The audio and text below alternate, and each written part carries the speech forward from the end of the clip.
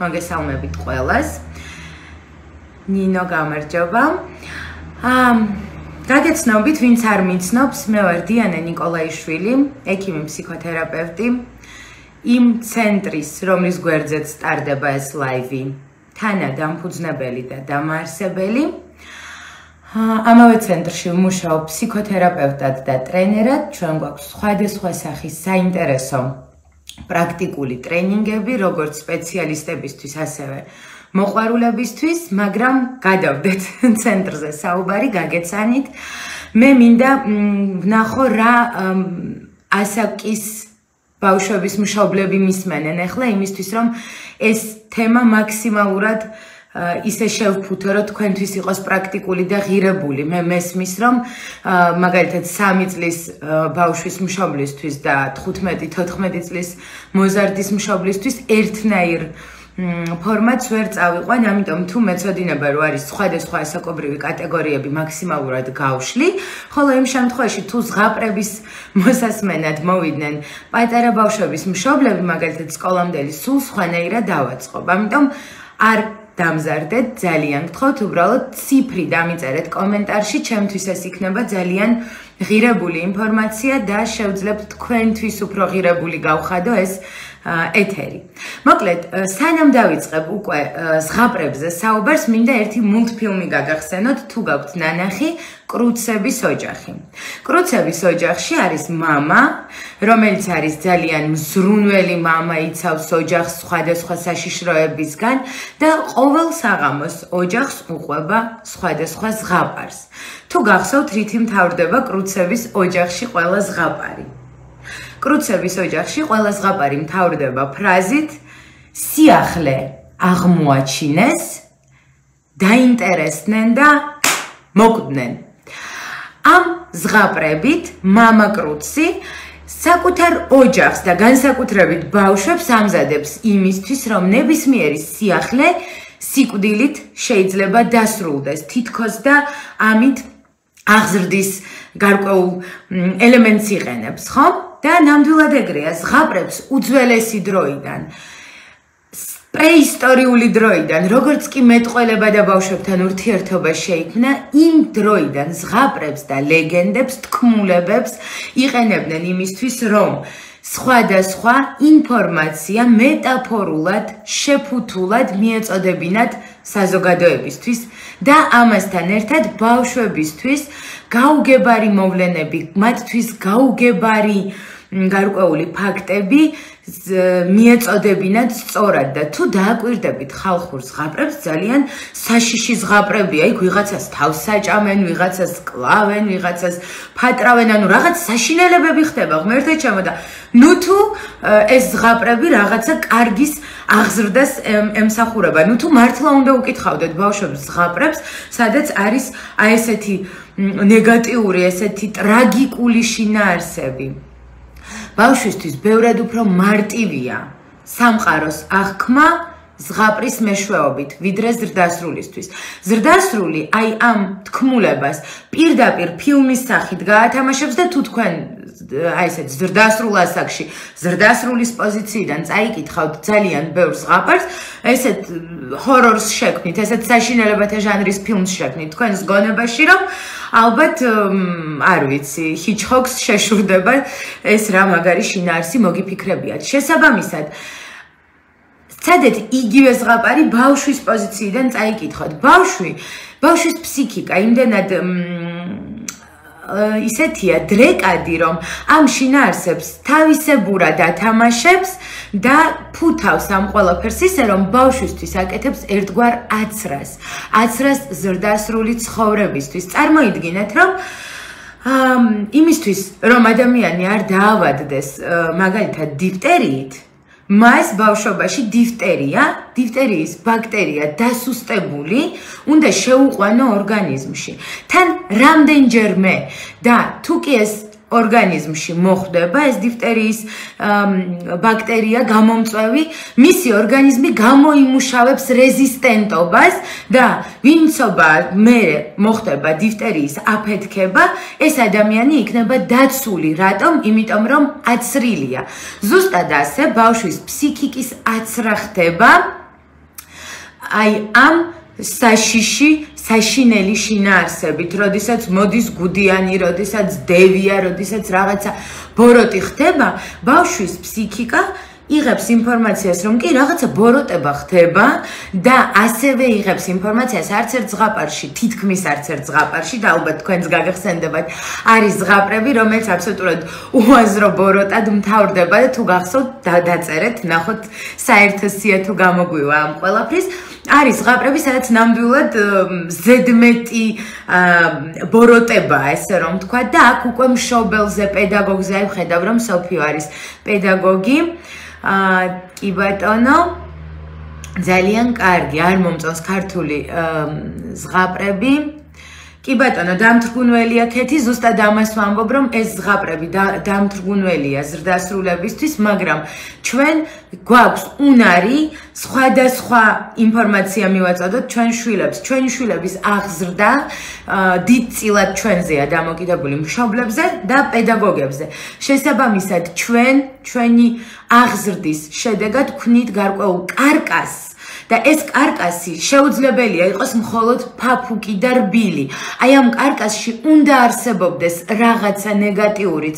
რატომ? იმიტომ რომ როდესაც ბავშვი რეალურ ბოროტებას, რეალურ სიკვდილს, რეალურ დანაკარგს შეეჯახება, მის კარკასში უკვე იქნება გარკვეული ინფორმაცია, რომ ეს ხდება, ის არ აღმოჩნდება შიშველი, ის არ აღმოჩნდება დაუცველი მსგავსი პრობლემის წინაშე, რადგან მას ოდესღაც 3-5 წლის ასაკში გაუგია, რომ ეგეთი რაღაცეები ხდება და წარმოიდგინეთ, ჩვენთვის ბევრად უფრო მარტივია იმ მოვლენებთან შეჭიდება, რომელიც ჩვენთვის ნაცნობია, ვიდრე იმ მოვლენებთან, რომლის შესახებ არაფერი არ გვსმენია და არ გაგვიგონია. შესაბამისად, შევთანხმდეთ იმაზე, რომ ბოროტი ზღაპრები და დამთრგუნველი ზღაპრები უნდა გავფილტროთ, მაგრამ რაღაცა დოზით, მცირე დოზით მაინც უნდა არსებობდეს თქვენი შვილის რაციონში, ესე რომ ვთქვათ, იმისთვის, რომ ბავშვს ჰქონდეს ქვეცნობიერში გარკვეული ვერსია იმისა, რომ რა უნდა გააკეთოს ბოროტების ან ნეგატივის შემთხვევაში. რატომ? იმიტომ რომ ზღაპარში გარდა ბოროტი პერსონაჟების ასევე არიან გმირები.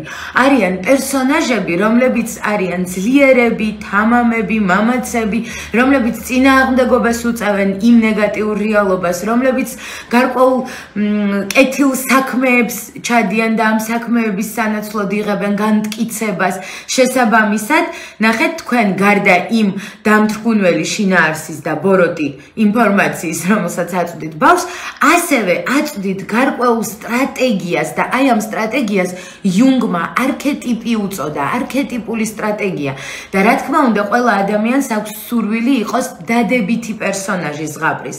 როდესაც ბავშვი ზღაპარს ისმენს, ის თავის თავს აიგივებს რომელიმე პერსონაჟთან და თითქმის ყოველთვის ბიჭი აიგივებს თავს გმირთან, გოგონა კი პრინცესასთან ან მზეთუნახავთან. და ზუსტად ამ დროს ბავშვის ფსიქიკაში, ბავშვის ქვეცნობიერში ის ინფორმაცია, ის რესურსები, ის ენერგია ძლიერდება, რომელიც აი ამ კონკრეტულ შინაარსს უკავშირდება. შესაბამისად, თქვენ შვილში იქმნება ესეთი სუბპერსონა, ქვეპერსონა, რომელიც გმირის თვისებებს ატარებს, ან ფერიას თვისებებს ატარებს, ან პრინცესას თვისებებს. შესაბამისად, თქვენს შვილში ვარჯიშდება აი ის უნარები, რომელიც შემდეგში ექნება ხელმისაწვდომი მაშინ, როდესაც გარკვეულ ნეგატივს შეხვდება უკვე ზრდასრულ რეალურ ცხოვრებაში და არა წარმოსახვით ზღაპრულში. ახლა როგორი ზღაპრები უნდა მოუყვეთ ჩვენ შვილებს გარდა იმ ხალხურის ან იმ ლიტერატურული ზღაპრების, რომელიც ძალიან დიდი დოზით ისედაც ყველას თაროზე არის. აი მე ხლა ვარ აგარაკზე, სადაც გავიზარდე ბავშვობაში, მშობლები ძალიან ბევრ ზღაპარს მიკითხავდნენ, ნამდვილად ჩემს უკან თაროა და გადავხედე და ნამდვილად ძალიან ბევრი სხვადასხვა ქვეყნის ზღაპრებია. რატომ არ გირჩევთ მხოლოდ ერთი ქვეყნის ზღაპრებით შემოიფარგლოთ? კი, ქართულ ხალხურ ზღაპრებში არის ჩვენი ქვეყნის, ჩვენი არქეტიპებისთვის დამახასიათებელი თვისებები, მაგრამ დღევანდელ დღეს ჩვენ ვცხოვრობთ ძალიან გახსნილი საზღვრების პირობებში, პანდემია გამოვაკლოთ და ზოგადად შესაბამისად, რაც უფრო მეტი ქვეყნის პერსონაჟებთან ექნება ბავშვს ბავშვობიდანვე შეხება, რაც უფრო მეტი ქვეყნის სიბრძნესთან, რაც უფრო მეტი ქვეყნის ღირებულებებთან ექნება ბავშვს შეხება, მით უფრო დიდი იქნება მისი არჩევანი, მით უფრო დიდი იქნება მისი რეაგირების პალიტრა. სხვათა შორის ძალიან საინტერესოა იტალიური ზღაპრები და თუ არ წაგიკითხავთ, გადახედეთ, მან ძალიან კარგად არის შრომის მოყვარეობა და მოხერხება ერთად განხილული. არის ზღაპრები, სადაც მეგობრობაა წამყვანი, სხვადასხვა ქვეყნებში არის ზღაპრები, სადაც არის გმირობა წამყვანი. წაიკითხეთ და ძალიან მნიშვნელოვანია რომ შეარჩიოთ ის ზღაპრები, რომელიც თქვენ შვილში აღზრდის იმ ღირებულებებს, რომელიც თქვენში არის. იმიტომ რომ ოჯახი ზრდასთან ერთად ბავშვი ფაქტიურად ინარჩუნებს იმ ღირებულებებს, რომელიც ოჯახში არის. შესაბამისად, ჩადეთ ის ღირებულებები, რომელიც არის მოსაწონი თქვენთვის. შესაბამისად, თუ მეგობრობა თქვენი აზრით არის ღირებულება, ამ შემთხვევაში ძალიან მნიშვნელოვანია, რომ მეგობრობაზე მოუყვეთ ბევრი ზღაპარი. თუ გმირობაა, ამ შემთხვევაში გმირობაზე. კარგით, გადავიდეთ ახლა. სამ წლამდე ბავშვებს საერთოდ არ ჭირდებათ შინაარსიანი ზღაპრები. საერთოდ არ ჭირდებათ. მათთვის ბევრად უფრო მნიშვნელოვანია რიტმი და ტემპი. და თუ დავაკვირდებით რა ლექსები უფრო ვიდრე ზღაპრები.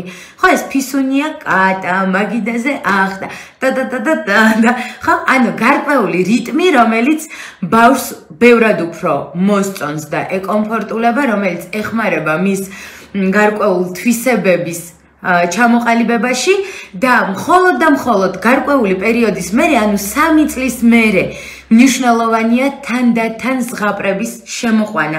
დღეს მე ძალიან საინტერესო ზღაპრით თერაპიის მეთოდს გასწავლით, რომელსაც დამოუკიდებლად გამოიყენებთ როგორც ბავშვებთან სახლში, ასევე თუ პედაგოგი ხართ, აი ქეთი გვისმენს და პედაგოგია, ამ შემთხვევაში გამოიყენებთ უკვე სკოლაში კლასთან და ძალიან ბევრ პრობლემას გადაამუშავებინებთ ბავშვებს ისე, რომ ბავშვები ვერც კი მიხვდებიან, რომ ეს აღმზრდელობითი პროცესი იყო და არა მაგალითად უბრალოდ გასართობი გარკვეული აქტივობა სკოლაში ან ოჯახში. მოკლედ, 3 წლამდე შევთანხმდით, რომ არანაირ ზღაპრებს არ უკითხავთ და უბრალოდ გარკვეულ რითმულ ლექსებს ვაწვდით, რაც ბევრად უფრო სასარგებლო იქნება.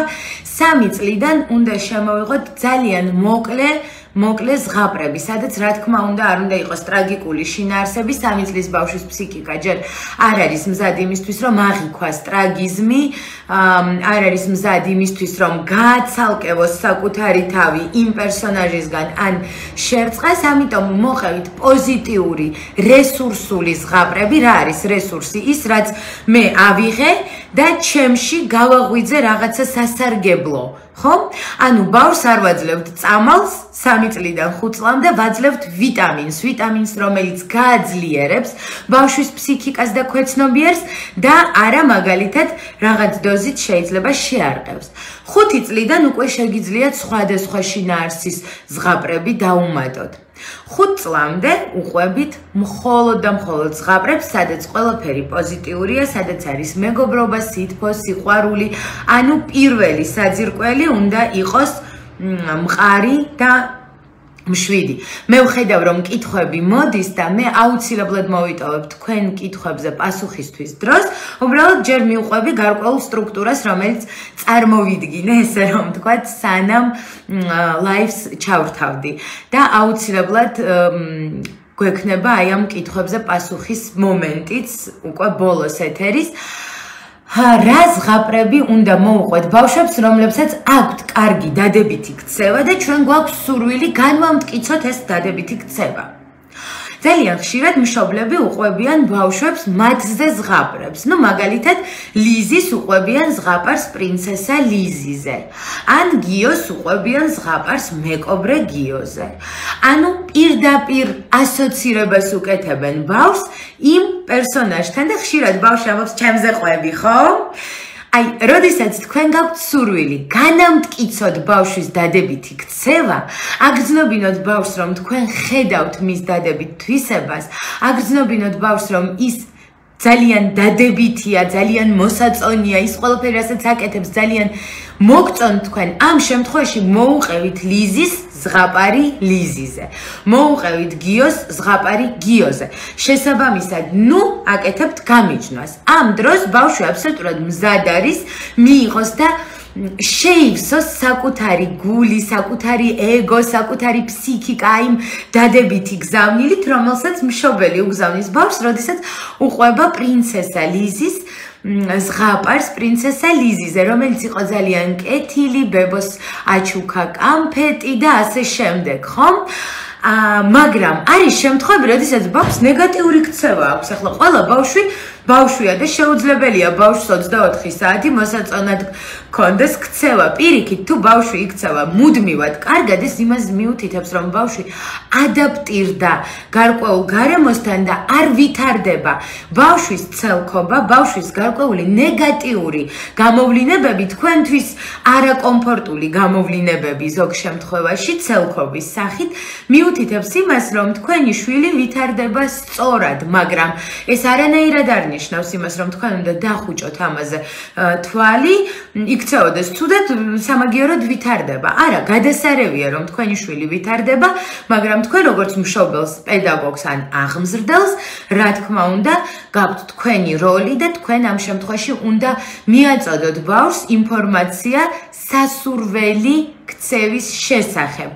ამ დროს თუ თქვენ უყვებით გიოს ზღაპარს გიოზე, ან ლიზის ზღაპარს ლიზიზე, ბავშვი იკეტება, გამოთქვამს პროტესტს და ამბობს არ მინდა. მაგალითად მოიტყუა, თქვენ ტყუილზე დაიჭირათ, რა თქმა უნდა, არ მოგწონთ ეს საქციელი, ბავშვის გარკვეული ეს საქციელი მიუთითებს იმაზე, რომ მას არ აქვს ნდობა იმ ზრდასრულის მიმართ სრულყოფილად, რომელსაც ატყუებს წინააღმდეგ შემთხვევაში, რა თქმა უნდა სიმართლეს ეტყოდა, მაგრამ ეს ერთი მომენტია, მეორე მომენტი არის ის, რომ თქვენი მიზანი არის ასწავლოთ ბავშვს სიმართლის თქმა ისე, რომ არ იგრძნოს თავი დამნაშავედ, დარცხვენილად ან რაღაცნაირად კუთხეში გამომწყდეულად, ხომ?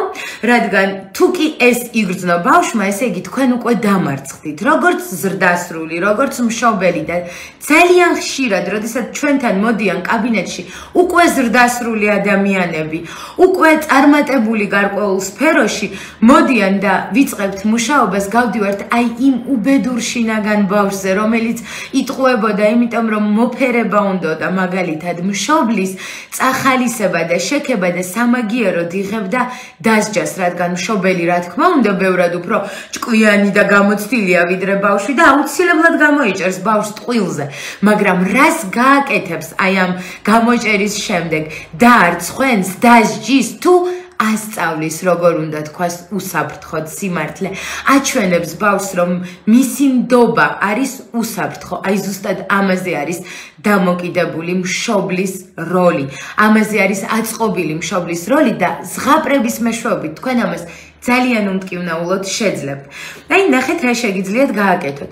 თუ კი ლიზის მოუვიდა რაღაცა მარცხი ცხოვრებაში, ან გიოს, ნოუყვებით პირდაპირ მასზე ზღაპარს, მოუყევით მსგავს პერსონაჟზე. ეს შეიძლება იყოს მაგალითად მისი სქესის წარმომადგენელი გოგონა, რომელსაც სულ სხვა სახელი ქვია და სულ სხვა პლანეტაზე ცხოვრობს, ან სულ სხვა ქვეყანაში ცხოვრობს. ნახეთ, მიეცით სივრცე, რომელიც მისცემს საშუალებას შეუერთდეს, ან განცალკევდეს იმ გმირისგან.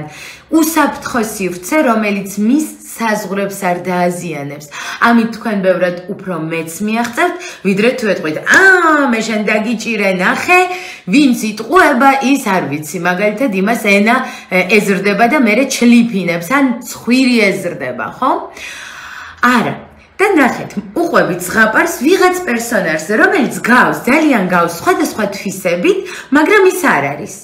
და რა თქმა უნდა შეგყავთ თანდათან კულმინაციის მომენტი, როდესაც მან გადაწყვიტა აი ამ ტყუილის თქმა, ან გადაწყვიტა რომ არ ეტყვის სიმართლეს დედას, მამას, მასწავლებელს, მეგობარს და აი ამ დროს ბავშვი თავს გრძნობს უსაფრთხოდ, იმიტომ რომ ეს ვიღაცა სხვას დაემართა, მას არა, მაგრამ ინტერესით უსმენს ზღაპარს, რადგან ეს ზღაპარი იგივე სიტუაციაზე არის, მსგავს ბავშვზე არის და ის ბავშვი სავარაუდოდ იგივეს გრძნობს, რასაც ეს ბავშვი და ამ დროს თქვენ უნდა კითხოთ, როგორ ფიქრობ, რატომ არ მოუყვა დედას სიმართლე?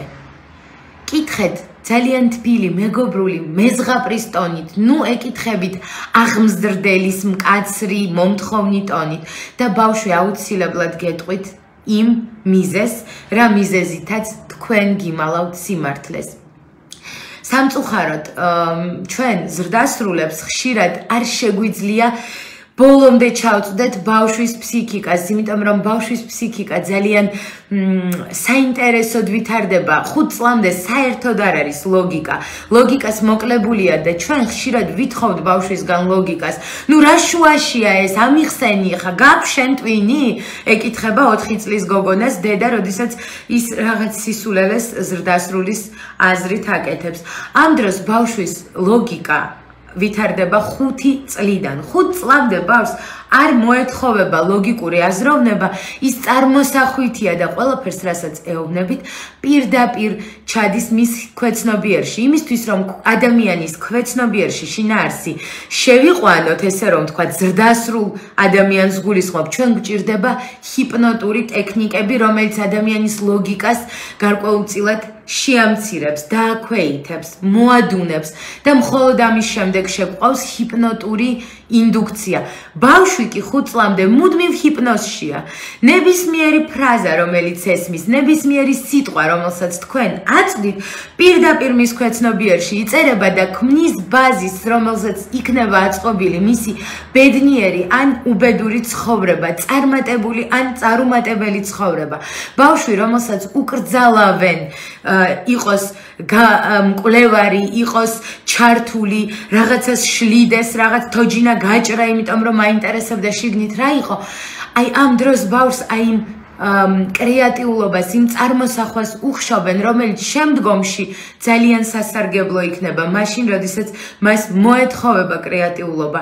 ხოლო თუ ბავშვისთვის ეს ტრავმა არის, კრეატიულობის გამოვლენა სასჯელთან არის დაკავშირებული, რა თქმა უნდა, ის ვერასდროს ვერ გამოავლენს კრეატიულობას, მას დაჭირდება ფსიქოთერაპია იმისთვის, რომ გაიხსნას, ესე რომ თქვათ, ბავშვი და აი იმ ძველ კრეატიულობას დაუბრუნდეს და ის შინაგანი ბავშვი გამოაცოცხლოს, მისცეს ამ შინაგან ბავშვს ხელახალი განვითარების და ხელახალი ხალისის საშუალება. კარგით, მოკლედ, იმ შემთხვევაში თუ მიხვედით კულმინაციამდე და კითხეთ ბავშვს, როგორ ფიქრობ, რატომ გააკეთა ესა თუ ის საქციელი ამ ბავშვმა, ამ პერსონაჟმა, რომელიც ძალიან გგავს, მაგრამ სულ სხვა პლანეტაზე ცხოვრობს, თქვენ მიიღებთ ბავშვისგან იმ პასუხს, რომელიც თქვენი შვილის მიზეზია ამ ქცევის. რატომ? იმიტომ რომ ამ ასაკში ბავშვს არ აქვს იმხელა გამოცდილება ცხოვრებისეული, რომ რაღაცა მოიფიქროს. მას აქვს მხოლოდ და მხოლოდ საკუთარი გრძნობები, საკუთარი განცდები, რომელიც შეუძლია გაგიზიაროთ თქვენ და ის უსაფრთხოდ გიზიარებთ. ამას იმ შემთხვევაში, თუ თქვენ საუბრობთ ვიღაცა მესამე პირზე და აი აქ ძალიან მნიშვნელოვანია, რომ თქვენ ბავშვს მისცეთ მიმღებლობა და აი ამ პრობლემის მოგვარების რეცეპტი. ნახეთ, თქვენ უკვე გაქვთ აი ამ ბავშვის პრობლემის მიზეზი. მაგალითად, ეგონა რომ დედიკო დასჯიდა. ან ეგონა რომ დედიკო ჩაეხუტებოდა თუ დაიჯერებდა რომ ლიზიმ ყველა ლექსი ისწავლა, ხო? აი ნახეთ, ესე იგი ბავშვს ჭირდება ჩახუტება და მოფერება, შექება და ნახეთ, აი აქ აგრძელებთ ზღაპარს ისევ იმ სხვა პლანეტაზე მყოფ ბავშვზე, რომელმაც ეს მართლაც ამის გამო გააკეთა. მართლაც ამიტომ მოიტყუა და უყვებით რა გამოსავალი იპოვა ამ ბავშვმა დედასთან ერთად, ან მასწავლებელთან ერთად და როგორ გადალახა ეს პრობლემა ძალიან მარტივად. და აქ რა თქმა უნდა ეუბნებით, რომ იცი რა, მართლაც ასე ფიქრობ და მართლაც ძალიან უნდოდა შექება და ჩახუტება და ერთ დღეს მოიკრიფა ძალები, მივიდა დედასთან და უთხრა: დე, მე ჯერ არ მისწავლია ლექსები, მაგრამ ეხლა ძალიან მინდა რომ ჩამეხუტო და მე აუცილებლად ვისწავლი ლექსს. და დედამ როგორ ფიქრობ, რა გაუკეთა ეკითხებით თქვენ შვილს და ამით კიდევ უფრო აფართოვებთ თქვენს ცოდნას ბავშვის შესახებ და ბავშვი ამბობს, ალბათ ჩაეხუტა, ამ დროს ეს თქვენთვის სიგნალია, რომ თქვენ შვილს აქვს თქვენი იმედი და ნდობა. ან მაგალითად ამბობს, არა, არ ჩაეხუტა, მიდი იმეცადინე უთხრა. ამ დროს თქვენ ხვდებით, რომ რაღაცა ბზარია თქვენ შორის, თქვენ და თქვენი შვილის შორის ნდობასთან დაკავშირებული ბზარი და თქვენ როგორც ზრდასრულს უფრო მეტი რესურსი გაქვთ, რომ ეს ბზარი აღადგინოთ და თქვენ ეუბნებით, იცი რა, მართლაც ესე ეგონა, რომ დედიკო არ ჩაეხუტებოდა, მაგრამ დედიკოს იცი რა ძალიან უყვარდა თავისი შვილი, ძალიან მაგრად ჩაეხუტა, ძალიან მაგრად აკოცა და მე ერთად ისწავლეს ლექსი. ანუ თქვენ აწვდით გამოსავალს და ინფორმაციას იმის შესახებ, რომ დედიკოს ნდობა არის შესაძლებელი და მთავარია უთხრა რა გინდა, უთხრა სიმართლე. სხვა დროს, როდესაც თქვენ შვილს დაჭირდება გარკვეული თქვენგან სტიმული, გარკვეული თქვენგან რაღაცა რეაქცია, ის აუცილებლად მოვა თქვენთან, რატომ? იმიტომ რომ მის ქვეცნობიერში უკვე არის ინფორმაცია, უკვე არის გამოცდილება იმ ბავშვის, რომელიც სულ სხვა პლანეტაზე ცხოვრობს, მაგრამ გამოცდილება, რომელიც იმ ბავშვმა გამოიყენა და შედეგი მიიღო და რადგან ბავშვისთვის რეალობას და ზღაპრულ სამყაროს შორის ზღვარი არის ძალიან მყიფე, ბავშვი ზოგჯერ ვერ ხვდება სად მთავრდება რეალობა და იწყება წარმოსახვა, ის აუცილებლად საუკეთესო არჩევანს გააკეთებს და თუ კი ამ ბავშვმა მიიღო დედისგან ის რეაქცია, რაც უნდოდა და ამან არ მიიღო ტყუილის შედეგად ჩახუტება, ის აუცილებლად აირჩევს დადებით ვარიანტს, აუცილებლად მოვა და ეტყვის დედას: დე, მე ახლა ძალიან მინდა რომ ჩამეხუტო და მე ძალიან კარგად ვისწავლი ლექსს პირდები და აი ამ დროს თქვენი როგორც ზრდასრულის ჩართულობა, თქვენი როლი არის მაქსიმალური. თქვენ რა ხასიათზეც არ უნდა იყოთ, რა დაკავებულიც არ უნდა იყოთ, მიეცით თქვენ შვილს ის, რისთვისაც მოვიდა, რადგან მან უდიდესი ნდობა გამოავლინა ამ მომენტში თქვენს მიმართ. მან დაიჯერა ის, რაც თქვენ უთხარით და გაიხსნა თქვენთან, გაიხსნა აი ამ ახალი გამოცდილებისთვის მიეცით განმტკიცება აი ამ ახალი თქვენთვის სასურველი ქცევისთვის. შესაბამისად, თუ ბავშვს აქვს გარკვეული ნეგატიური ქცევა, მას არ უყვებით ზღაპარს მის შესახებ, უყვებით ზღაპარს ვიღაცა სხვა ადამიანის შესახებ, რომელსაც მსგავსი ისტორია დაემართა, მაგრამ მან მოახერხა აი ამ ისტორიის ძალიან სწორად და დადებითად გადალახვა და ნახეთ რა ხდება ბავშვის ფსიქიკის დროს. აი ყვებით ზღაპარს ბავშვზე, რომელსაც აქვს მსგავსი სახელი, მსგავსი სიტუაცია, ცხოვრობს მსგავს ბინაში, ოღონდ მარსზე. ამ დროს ბავშვი იწყებს ფიქრს, უი როგორ მგავს მე, ალბათ ჩემზე ყვება. ანუ ასოცირდება იმ პერსონაჟთან გაიგივებას აკეთებს და ამ დროს შემოდის კულმინაცია, ხო? მეორე ეტაპი. რომ აი ერთ მშვენიერ დღეს აი ამ ბავშვმა რაღაცა ძალიან ცუდი გააკეთა და ბავშვი უცებ დისოცირდება და ამბობს, ღმერთე ჩემო, ეს ხომ ეს არის. მე კი აქ ვარ, ეს მე არანაირად არ მეხება. რა საინტერესოა, რა მოხდება მერე? საინტერესოა იმიტომ, რომ ეს ჩემს თავსაც ხდება. და კულმინაციის დროს, როდესაც ბავშვს ეკითხებით, როგორ ფიქრობ, რატომ მოუვიდა ეს აზრად, ბავშვი ძალიან მარტივად ამბობს, რატომ მოუვიდა. თუ ბავშვს უჭირს ამის თქმა, თქვენ შეგიძლიათ სავარაუდო ვარიანტები ჩამოუთვალოთ და არჩევინოთ ბავშვს მისი აზრით რომელია.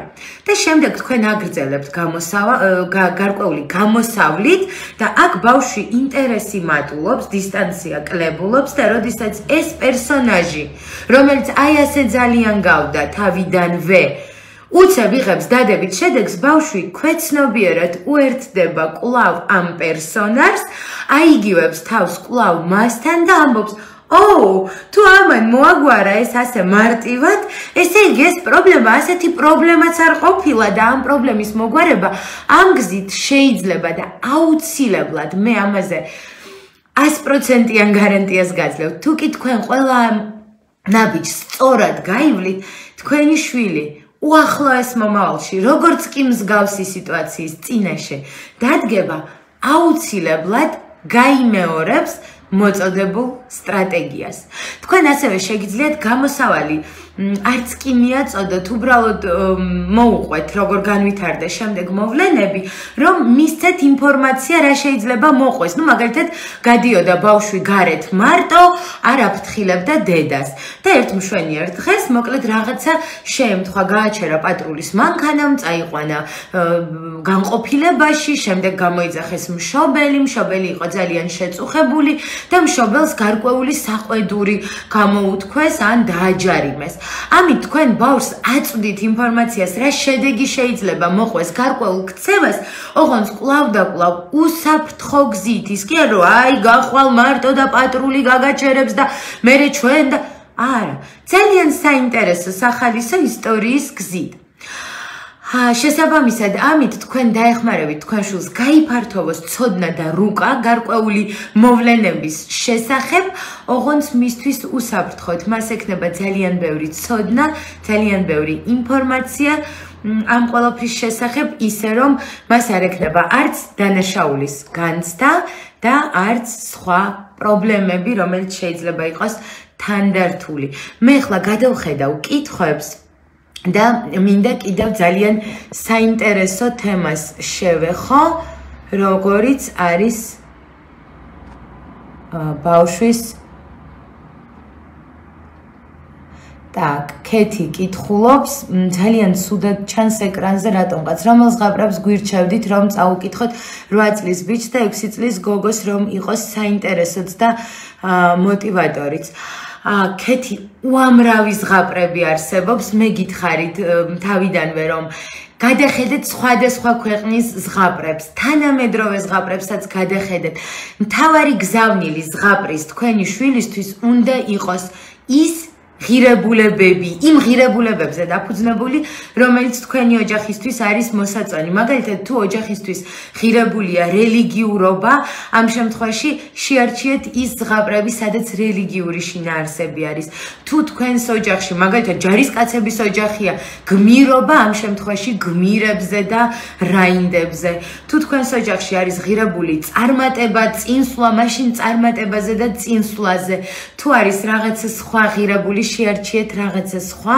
მე პირადად ძალიან მომწონს იტალიური ხალხური ზღაპრები, რაც წამიკითხავს, აი ვფიქრობ, რომ ძალიან კარგად მოახერხებს ადამიანში, განსაკუთრებით ბავშვში, პიროვნული თვისებების ჩამოყალიბებას.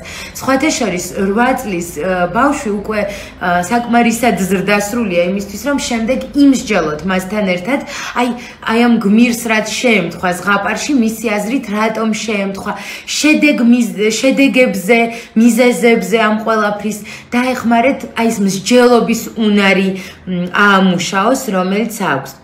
ხათუნა წერს, ბავშვი არის 10 წლის, სახლში ჩვეულებრივად გახსნილია, სკოლაში უჭირს ურთიერთობა ბავშვებთან, რა გზას მივმართოთ. ხათუნა, პირველ რიგში მასწავლებელი უნდა ჩართოთ ამ ყველაფერში. რატომ? იმიტომ რომ სკოლაში რაც ხდება, ბევრად უფრო მარტივად შეიძლება შეამჩნიოს მასწავლებელმა, ვიდრე მშობელმა სახლიდან. მინდა გითხრათ, რომ 10 წელი უკვე გვიანია იმისთვის, რომ დაიწყოთ ზღაპრებით ბავშვის აღზრდა, თუმცა შესაძლებელია. 10 წლიდან, აი ეს ამის თქმაც მინდოდა სხვათა შორის, 10 წლიდან უკვე ზღაპრები იმდენად ღირებული არ არის ბავშვისთვის, რამდენად ღირებულია ისტორიები, ვიღაცეებზე, ეს შეიძლება იყოს ვიღაცა მათი ნაცნობები, ან უცხო ადამიანები შეიძლება იყონ ადამიანები ცნობილი. ხო? მაგალითად, რომელიღაცა ცნობილ ადამიანს ესე უჭირდა ურთიერთობა მეგობრებთან, მაგრამ შემდეგში გადალახა, გახდა ცნობილი და ახლა პირიქით ყველას უნდოდა მასთან მეგობრობა, ხო? მოიძიეთ ინტერნეტში მსგავსი პრობლემის მქონე ცნობილი ადამიანები და მოუყევით თქვენ შვილს ეს ისტორიები. ამასთან ერთად შეგიძლიათ მოუყვეთ თქვენი გამოცდილება ან თქვენი ახლობლების გამოცდილება კომუნიკაციასთან დაკავშირებით. თუ ბავშვს 10 წლის ასაკში უჭირს კომუნიკაცია, ან რაღაცა მოხდა, აი ამ პერიოდში ან სოციალიზაციის ეტაპი ვერ გაიარა სრულყოფილად. შეიძლება ბაღის პერიოდი იყო გამოტოვებული, ან არ იყოს სრულყოფილი, შესაბამისად ბავშვმა ვერ ისწავლა სტრატეგიები სოციუმთან ურთიერთობის, თანატოლებთან ურთიერთობის და აქ ძალიან მნიშვნელოვანია მასწავლებელთან ერთად დაეხმაროთ. აი ხათუნა აგრძელებს წერას, ბავშვი ბიჭია, თუ ვინმემ დაუძახა მასთან სიხარულით მიირბენს, თვითონ ვერ ბედავს, რომ თავისი ინიციატივით რამე თამაში წამოიწყოს. დაეხმარეთ, შეუწყეთ ხელი, ძალიან კარგი იქნება თუ რაღაცა თამარს მოაწყობთ, სადაც აი ამ თქვენ შვილს მისცემთ წამყვანის როლს, სადაც მოუწევს მას გამოძახება სხვადასხვა აქტივობის შესასრულებლად სხვა ბავშვების. ჩვენ მშობლებს ძალიან დიდი როლი გვაქვს. ხათუნა თქვენ პედაგოგი ხართ, მე მგონი, აღარ მახსოვს, მაგრამ არა. კარგი, არ აქვს მნიშვნელობა, თუ პედაგოგი ხართ, ამ შემთხვევაში კლასში ატარებთ თამაშობას, სადაც ამ ბავშვს აძლევთ წამყვანის როლს, ოღონდ აკვირდებით, რომ ეს წამყვანობა არ იყოს მისთვის ტრაუმული და სტრესული, თანდათან ეს შეიძლება იყოს წამყვანის თანაშემწე და შემდეგ უკვე წამყვანი. ხო? და თუ კი მშობელი ხართ, შეგიძლიათ დაპატიჟოთ მისი კლასელები ან მეგობრები, ან წახვიდეთ სადღაც პარკში ერთად და მისცეთ წამყვანის როლი. უამრავი თამაში არსებობს. დღესდღეობით კომპიუტერმა ძალიან ბევრი აქტივობა ჩაანაცვლა, მაგრამ ჩვენ მშობლებს, რომლებსაც არ ქონდათ ბავშვობაში კომპიუტერი, ძალიან ბევრი თამაში გვახსოვს. უნდა დავეხმაროთ ბავშვებს აი იმ სოციალური უნარჩვევების ამოქმედებაში, რომელიც არ მქონდათ. აი აქ ხათუნა ძალიან მნიშვნელოვანია დააკვირდეთ, რა თვისებები აქვს თქვენ შვილს, რომელიც არის ღირებული, წამყვანი. შეიძლება არ არის ბუნებით ლიდერი, მაგრამ აქვს სხვა რაღაც თვისებები, რომლის გამოყენებაც ძალიან კარგად შეიძლება მსგავს სიტუაციაში. ძალიან გირჩევთ, რომ დაეხმაროთ, დაელაპარაკოთ, მოუყევით, რომ თავიდან მამიკო ან ბაბუა, ან ბიძა, ან ნათლია, რომელიც ასევე მამაკაცია, ხო, თუ კი ბიჭია თქვენი შვილი, მასაც რაღაცნაირად უჭირდა, მაგრამ მერე გადალახა. წარმოადგენინეთ სიტუაცია, სადაც უკვე გადალახა და როგორ იქცევა, როდესაც მას შეუძლია ინიციატივის წამოწყება, რაღაცის გაკეთება. მიეცით აი ესეთი გამოცდილება, თუნდაც წარმოსახვაში კი 10 წელი უკვე საკმაო ასაკია, სადაც ლოგიკა წამყვანია, მაგრამ კვლავ მიეცით წარმოსახვაში მაინც გამოცდილება. ან მიმართეთ სპეციალისტს, თუ ვერაფრით ვერ დაეხმარებით გახსნაში, რადგან სამომავლოდ ძალიან მნიშვნელოვანი თვისებაა, ხომ? ინიციატივა, ლიდერობა ზოგს აქვს, ზოგს არ აქვს, მაგრამ ინიციატივის უნარი ძალიან მნიშვნელოვანი და სასარგებლო თვისებაა. დიახ, კომპიუტერთან არის მიჯაჭვული, წერს ხათუნა. ხათუნა, ჩემი წინა მშობელთა სკოლის ეთერი, ანუ მე-7, ეს არის მე-9 შეხვედრა ჩვენი, მე-7 შეხვედრა იყო კომპიუტერთან დამოკიდებულებაზე. ნახეთ, მანდაც შეიძლება რაღაც ღირებული ინფორმაცია აღმოაჩინოთ თქვენთვის და რა თქმა უნდა, კომპიუტერს ჩვენ ვერ გამოვრიცხავთ ჩვენს ცხოვრებაში. ძალიან დიდი როლი უკავია დღეს სკოლაც ჩაანაცვლა და სოციუმთან ურთიერთობაც და ზუსტად ამის გამო შეუწყოთ ჩვენ შვილებს ხელი, რომ გარდა კომპიუტერის კიდევ სხვა სიტუაციები ქონდეს, კიდევ სხვა გამოცდილება ქონდეს, რომელიც დაეხმარება, იყოს წარმატებული, ეფექტური, ბედნიერი ბავშვი. კარგით, მე კიდე ცოტა ხანი დაველოდები კითხვებს, რატომღაც ვერ ვხედავ დროს. ბებია, მადლობა დიდი რჩევისთვის. არაფრის, ამას ემსახურება რეალურად ჩვენი ლაივები. თუ ვინმეს რამე კითხვა გაქვთ, შეგიძლიათ მომწეროთ, მე კი გეტყვით, რომ ყოველ შაბათს 12 საათზე ჩვენი გვერდის პირდაპირ ეთერში გადის მშობელთა სკოლის შეხვედრები სხვადასხვა თემაზე და ყოველ ხუთშაბათს საღამოს 8 საათზე ჩვენ ვსაუბრობთ ზრდასრულების პრობლემებზე, ანუ თემებზე, რომელიც არ ეხება ბავშვებს. ჩანაწერები ინახება ჩვენი გვერდის ვიდეო თეკაში, შეგიძლიათ ესტუმროთ და ნახოთ. თქვენთვის საინტერესო ლაივები